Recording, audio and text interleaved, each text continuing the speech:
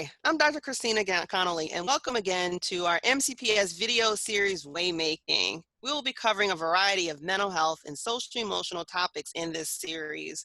Our goal is to help students and families make their way through many of the emotional challenges that we are faced with today. I have with me today Pranav, who is a senior at Richard Montgomery High School, and Ava, who is an 8th grader at Roberto Clemente Middle School. We're going to be discussing transition concerns during the pandemic from the student perspective. Thank you both for joining us today. My first question for both of you is, what are some of the concerns that the both of you are hearing from your peers around transitions to the next level?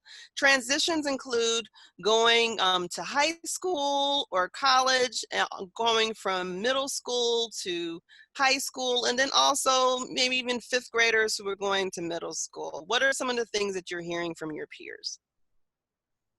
Well, first off, a lot of 8th graders are really bummed about not having promotion or our 8th grade final field trips. There's been a lot going on about, basically, this is the highlight of the year, May and June, because we're going to have promotion with all our friends and family. And my school is one of the biggest schools in Montgomery County, so it's going to be a bunch of different people, and it's going to be at Northwest High School. We were also going to have a lot of field trips. We were going to Harper's Ferry. There was one we were going to go bowling. So there's so many different experiences that we're going to miss out. And again, it's not the same level as if you're in high school and you're graduating, you're going off to college, and your experience might be totally different. But we do need to recognize that 8th graders are missing out on some opportunities they really were looking forward to throughout their whole 3 years of middle school. We're also upset that we won't see each other in person until high school. Since I go to a magnet school, there's a lot of kids that are going to different schools across Montgomery County, up county, and down county, and how we might not see each other during the summer or even during the fall. We might see each other till the winter. We're going to miss out on just hanging out with each other, having a normal high school experience, a normal high school life, I guess.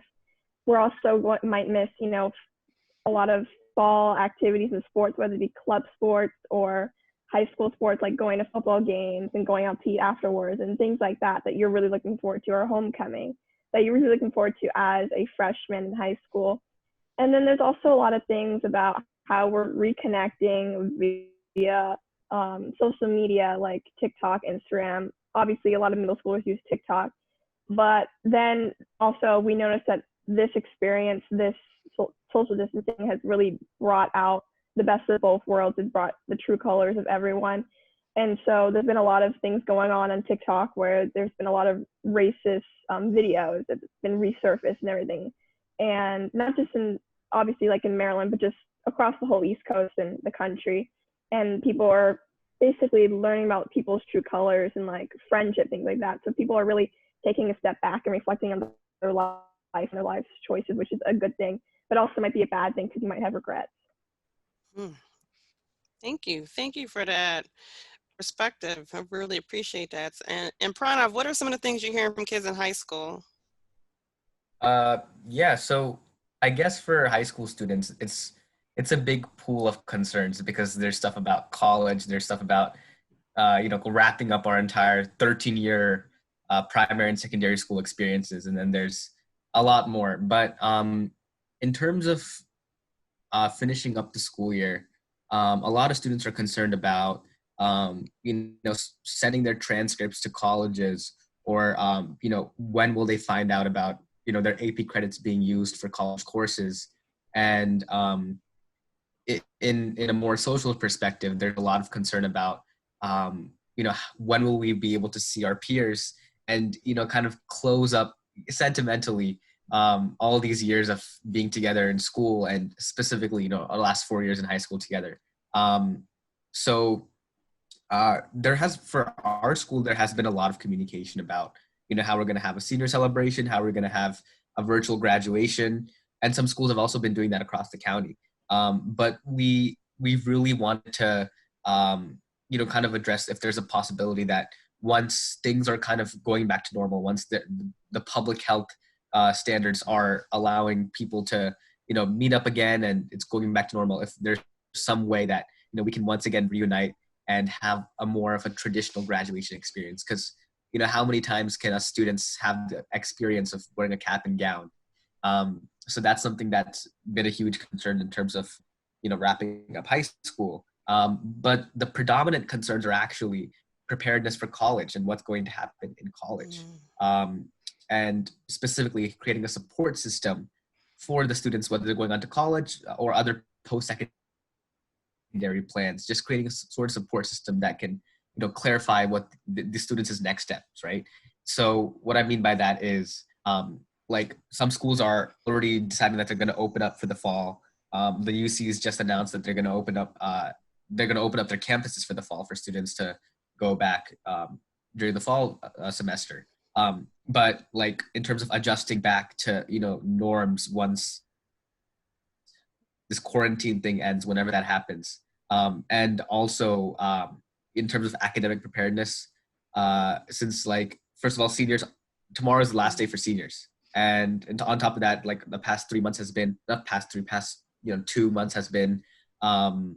online classes. So, how can we adjust back academically once we go to college, or, whatever the post-secondary plans are for these students. And then the final concern was about, in the case that there isn't a chance to open up in the fall, how will students, be adjusted to, do online classes continuously? So a lot of these concerns stem from the fact that there's a lot of uncertainty. And I think uncertainty is like the big word that when I was talking to my peers, that's what they all mentioned: uncertainty about college, uncertainty about, wrapping up high school. And we just, I guess what the senior class is looking for is just more answers and more directions. Cause, after all, we're a bunch of 17 and 18-year-olds, and we're just looking for some guidance and some direction that can, keep us on a good path and not make us, too sad or too disappointed about what the future has. So.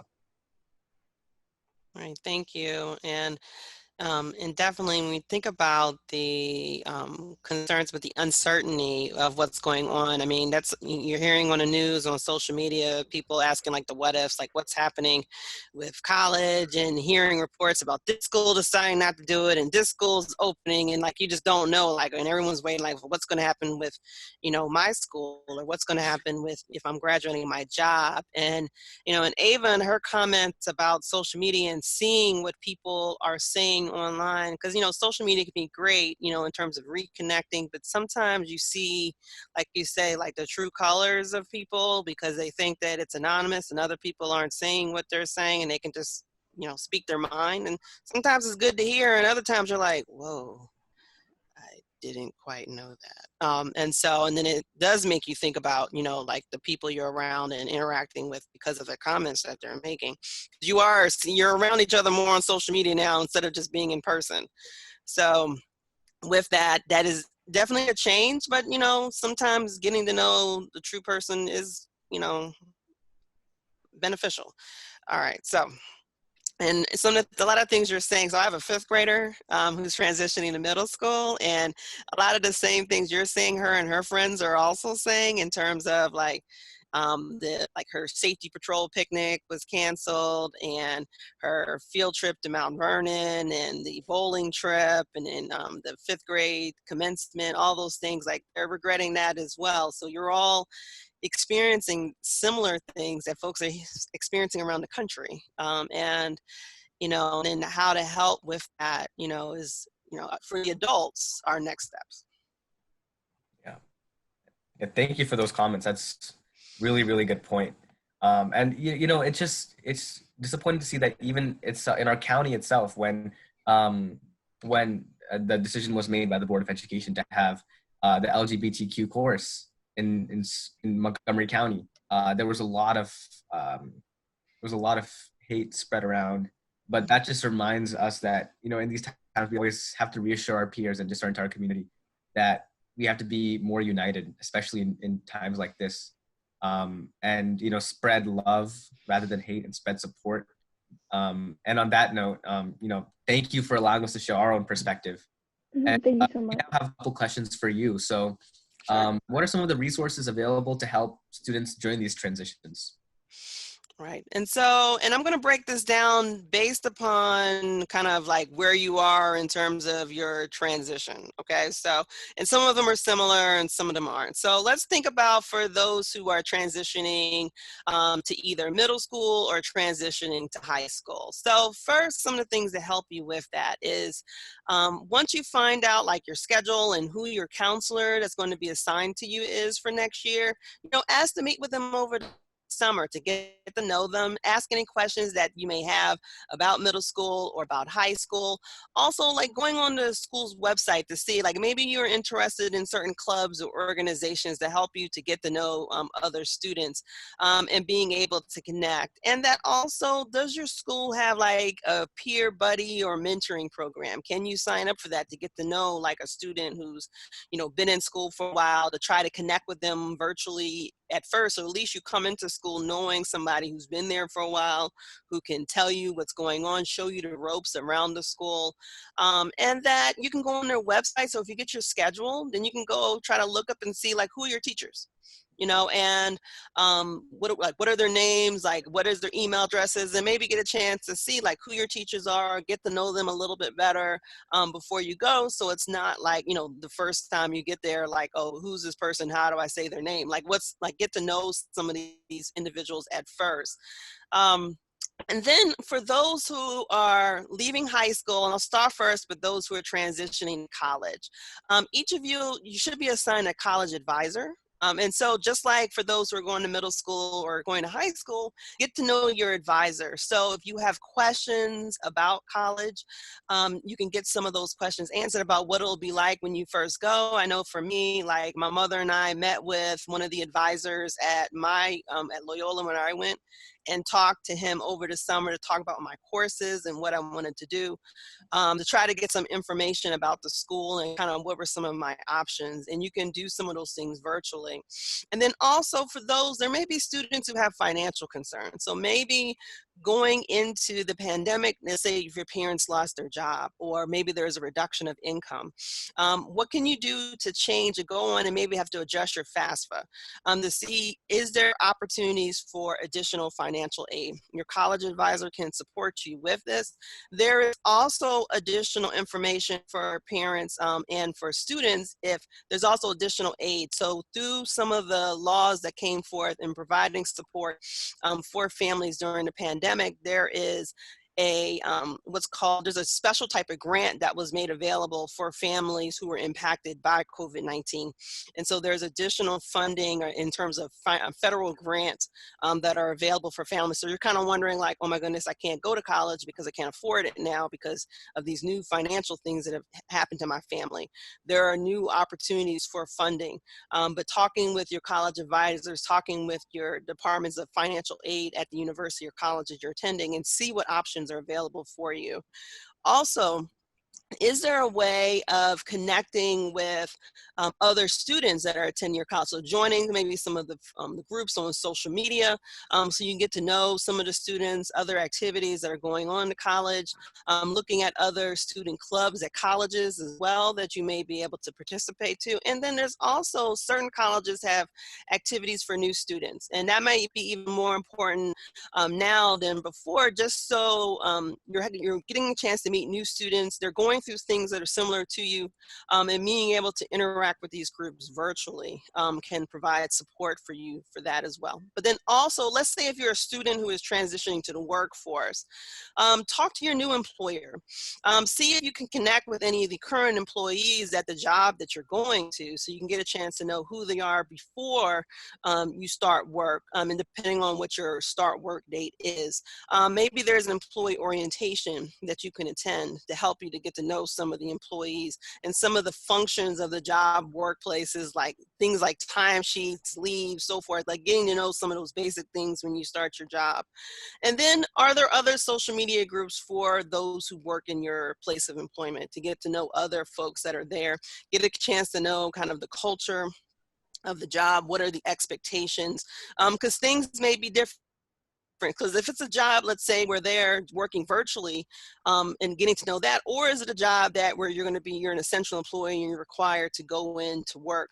What are things that you need to know about PPE, personal protective equipment, so forth, as you're heading into that? So, I mean, those are just a few things, again, as you're trying to work through this. And the goal of it is to really help you with the anxiety that comes about from the unknown, because it is different. Like there wasn't the chance for like going to the schools and seeing what they're looking like. I mean, my daughter is like, so how am I going to work a locker for the first time? She's never had to change classes before. So all those things that students are going through in terms of thinking about this, we're just trying to make sure, and hearing from you, because this will help us as the adults to hear kind of what are some of your concerns, so that we can help in terms of our planning for recovery when schools reopen. So hearing this is definitely beneficial for me, so that, as the head of psych services, to be able to help the people that work for me to help you as you're going through this. Thank you so much. These resources and advice will help us succeed when we hopefully adjust to our new normal. How can students build resiliency and learn how to cope during these times? Right. And this is a great question for all of our students to kind of help you go through, because building resiliency during this time is going to help you to cope when bad things happen. And unfortunately in life, bad things do happen. And it's a matter of learning, like, what are the things that I can do in order to help me to kind of get myself up each day, whether it's going to work, going to school, doing the things that we need to do in order to cope with things that happen in our lives. So for me, even though this transition is not what anybody expected it to be, like no one started the school year thinking that we're going to spend fourth quarter learning virtually, right? Like that was not the expectation for anybody. But what can we do to try to stay positive and hopeful?